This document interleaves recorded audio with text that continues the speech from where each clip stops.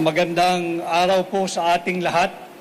Sa aking paghain ng aking kandidatura ay formal at opisyal na ho akong aplikante ninyo sa pagkasenador.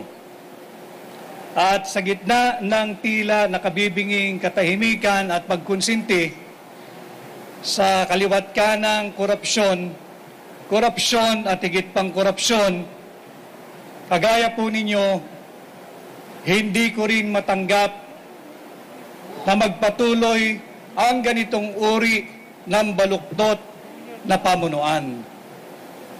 Kung kaya nadinig ko at tumugon ako sa pakiusap ng ating mga overseas Filipino workers at tumugon ako sa hamon ng hakbang ng maisog na pamunuan ang tunay na oposisyon. Ako ay naghain bilang isang independent candidate, bilang pagkilala at pagsagisag na ang tanging partido ay ang Republika ng Pilipinas at ang aking mga kaalyado ay kayong mga Pilipino. Ipagpapatuloy ko ang mga advokasya ng hakbang ng maisog, calling for transparency, accountability, peace and security in governance. At bagamat mabigat ang landas na tatahakin, panatag po ang aking kalooban na higit na mas nakararaming Pilipino ang kasama ko dahil alam ko kayo ay pagod na sa korupsyon, sa droga at marami pang korupsyon. Kaya't halina, samahan po niyo ko tungo sa good governance and war on corruption. Let us not give up on our nation. Let us not give up on the Filipino people. Let's not give up on our fight against corruption. Thank you very much. Thank you, sir. Are there questions from the media? Yeah, go ahead. Inquiry.net, John.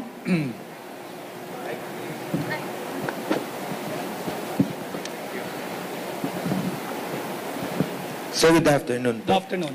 Sir, earlier I picked up you said that you represent the real opposition. The real ang tunay na oposisyon. As opposed to whom po, sir? Dahil wala ng oposisyon. Maraming nagpo-post during na oposisyon and wala naman tunay na oposisyon. What about, sir, yung mga sa Liberal Party, sir? Do you consider them opposition or not? Do you? Do you? No, sir. What about you, In sir? our present day and setting, do you consider anyone an opposition now? Okay, sir. Thank you, sir. Okay. Sandra Aguinaldo, GMA 7. Hi, Attorney. Apo. Hi, Sandra. Ngayon po na sabi nyo nga parang kayo yung magre-represent na real opposition. Pero po ba kayong nasaksihan while you were in Malacanang na katiwalian ayon nga po sa sinabi nyo na yung advocacy nyo to fight corruption? And willing po ba kayo na isiwalat yon sa publiko? You covered us during the campaign, Sandra. And I think in the earlier part of my stint in the cabinet as the executive secretary. And probably by now, most of you, if not all of you, know the reason why I have to leave the cabinet. Dahil sabi ko nga doon sa pahayag ko sa interview before, ang direksyon namin, simula ng aking sinamahan ng kampanyang huli, ay patungo sa good governance at to temper the greed and to temper the corruption. At nakita ko na kabaliktaran yung aking na-witness, Sandra. Napakaraming counterflow at iba yung direksyon nila. Ayaw nila nung to temper the greed, to temper the corruption. At the second question, please. The other one. Sino po? Meron pa pong tanong? Yeah, Sherry Ann Torres, ABS-CBN. Good afternoon, sir. Hi. Attorney Vic, para lang ma-disabuse yung mind ng mga nakakita.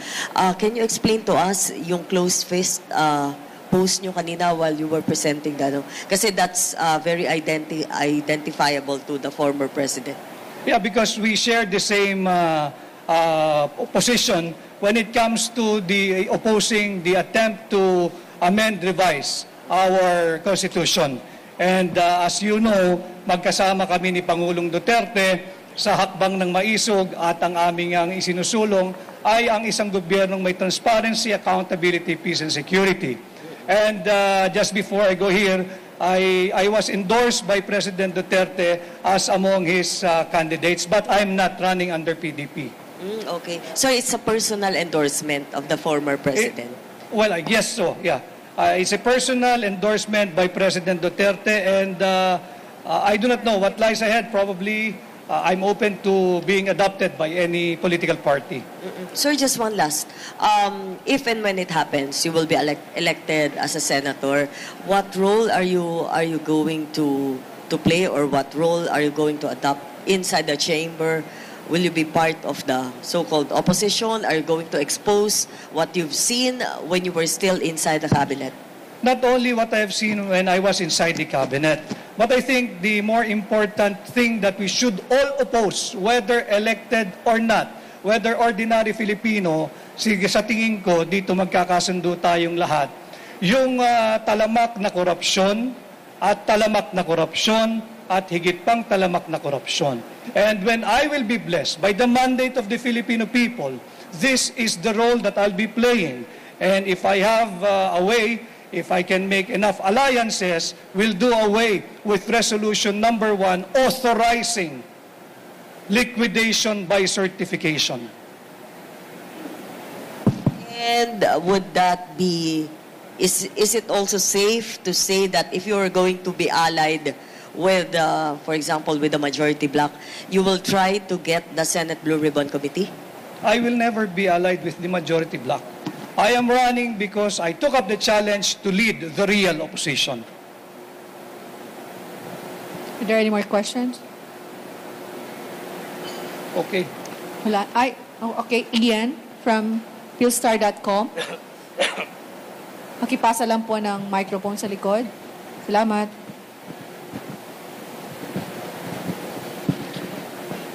Attorney, to clarify lang, how would you define what you're saying na real opposition na magiging kayo, if ever?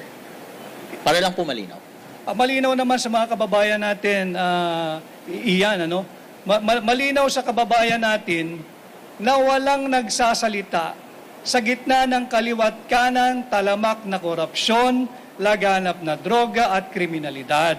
And I think all elective positions, lahat ng mga elective post at yung mga nahalal in the current Congress, whether Senate or House of Representatives, duty-bound sila na pangalagaan ang interes ng Pilipino, hindi ng iisang partido, hindi ng kung sinong politiko, at higit sa lahat, hindi ang interes ng mga oligarko.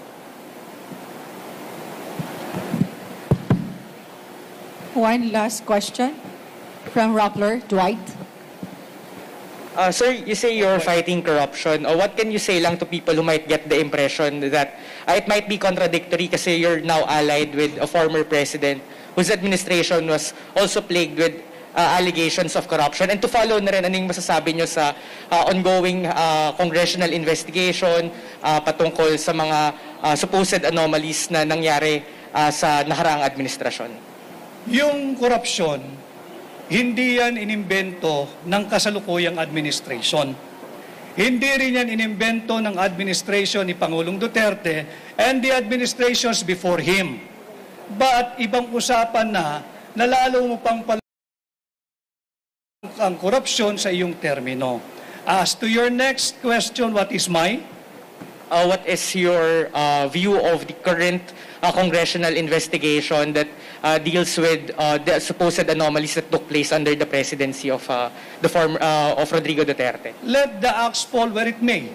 And I think even President Duterte is very, very emphatic about it.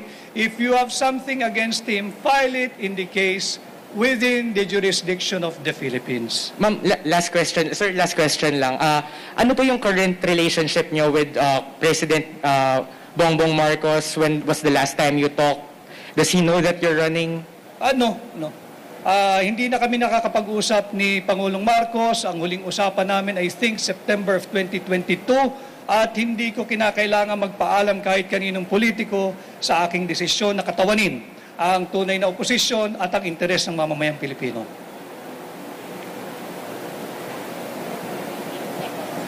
$14 seconds. Okay. Opo. Okay na, sir. Thank Sige. Thank you, sir, for the photo op.